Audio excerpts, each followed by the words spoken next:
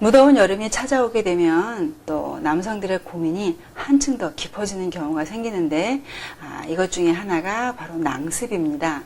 낭습이라고 하는 것은 음낭과 사타구니 사이 쪽이 굉장히 축축하고 또 가렵기도 하면서 심하게 되면 버진이나 습진처럼 이렇게 되는 그런 경우를 말을 하는데요.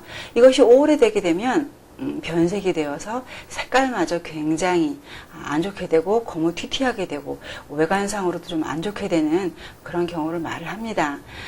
그래서 이 낭습에 대해서는 사실은 기다 아니다, 내가 낭습이냐 이렇게 또 많이 생각을 하시는 분들이 있는데, 기본적으로 사타구니와 또 이 음낭 사이는 축축함이 없어야 된다라고 보시면 되겠고요.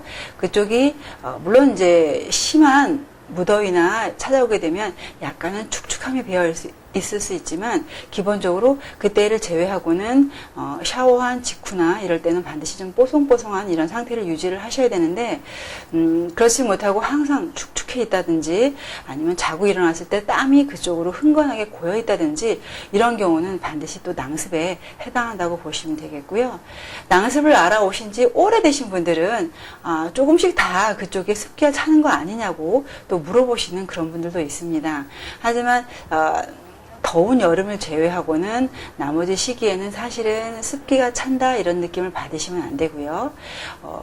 보통은 심하신 분들은 사시사철 축축한 상태가 유지되시는 그런 분들도 있습니다. 그래서 이런 경우는 배우자에게도 사실은 굉장히 좋지 못한 그런 인상을 줄 수도 있게 되고, 또 본인 스스로도 굉장히 좀 꿉꿉하고 좋지 못하고, 또 어떤 경우는 가려움증을 동반하기 때문에 사회생활을 하시면서도 굉장히 곤란하다 이렇게 말씀하시는 분들이 좀 많이 있습니다. 그래서 낭습에 관한 경우는 사실은 뭐 외용제를 이용한다든지 외부적으로 뭔가를 한다든지 이런 경우는 사실 효과를 거의 바라볼 수가 없고요. 낭습에 대해서는 반드시 또 한의학적인 도움을 받아야 한다고 저는 생각을 합니다. 한의학적으로 봤을 때 낭습의 경우에는 굉장히 정말로 남성 성기능 질환 중에서도 도움을 크게 받을 수 있는 그런 질환 중에 하나라고 보는데요. 한의학에서는 주로 낭습의 기전을 간과 비장과 신장 이 세 가지 장부와 연결을 시켜서 보게 됩니다. 보통은 사실은 간에 대한 부분 그쪽이 낭습과 연결을 많이 되는데요. 주로 외부적으로 그 문제가 오는 경우, 이런 경우는 술을 많이 드시는 경우, 정말로 술을 많이 드시는데 그것이 일반적으로 해독의 수준을 넘어서서 오버하시게 되면 그것이 점점 내 몸에 쌓이게 됩니다. 그래서 일반적으로 한의학에서는 이제 그 습열이라는 그런 개념으로 이해를 하는데, 보통은 이제 술을 과도한 음주를 하시게 되면 남아도는 습열이 점점점 내 몸에서 빠지지 않고 남아 있으면서 그것이 낭습으로 증상이 나타나는 그런 경우가 생기실 수가 있는데, 이때는 술을 일정 시간 끊으셔도 기본적으로 남아있는 쌓여있는 그런 습열독이 있기 때문에 이것은 반드시 제거를 하시고 또 가셔야 합니다. 그래서 간에 대한 부분, 간의 습열 이런 부분은 사실은 뭐 음주와 더불어 간이 또 가장 문제가 오는 경우가 스트레스죠. 신경을 많이 쓰시면서 음주를 함께 하시는 분들에게 주로 오시는 그런 경우가 이 간에 의한 낭습이라고 보시면 되겠고요. 이런 경우는 이제 간에 대한 해독 요법이 들어가셔야 되고, 습열을 제거를 해주신다고 하면 이 낭습이 좋아지실 수가 있겠죠. 그리고 또 비장에 해당하는 경우, 일반적으로는 우리가 비장에 습이 꼈다 이런 경우는 보통은 체격이 굉장히 비만하신 분들, 이런 분들은 살 같은 경우가 이렇게 접히면서 그 사이에 축축해지고, 그래서 굉장히 비만하신 분들은 허벅지 쪽이나 이쪽이 많이 붙어 있으면서 이 습을 조장을 하게 되고, 그래서 더더욱 이 낭습이 심해지는 그런 경우가 있는데, 이런 경우는 비장의 습을 또 제거를 해주면서 함께 살을 빼주는 쪽으로 치료 방향을 설정을 하셔야 되겠죠. 이렇게 되면 낭습이 또 사라지게 됩니다. 그래서 비만하신 분들 같은 경우는 그 사이가 쓸려서 굉장히 그 상처가 심하게 나는 그런 경우가 있습니다.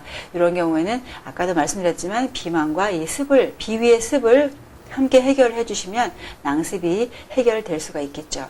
그리고 세 번째 경우에는 신장의 기능 저하인데요.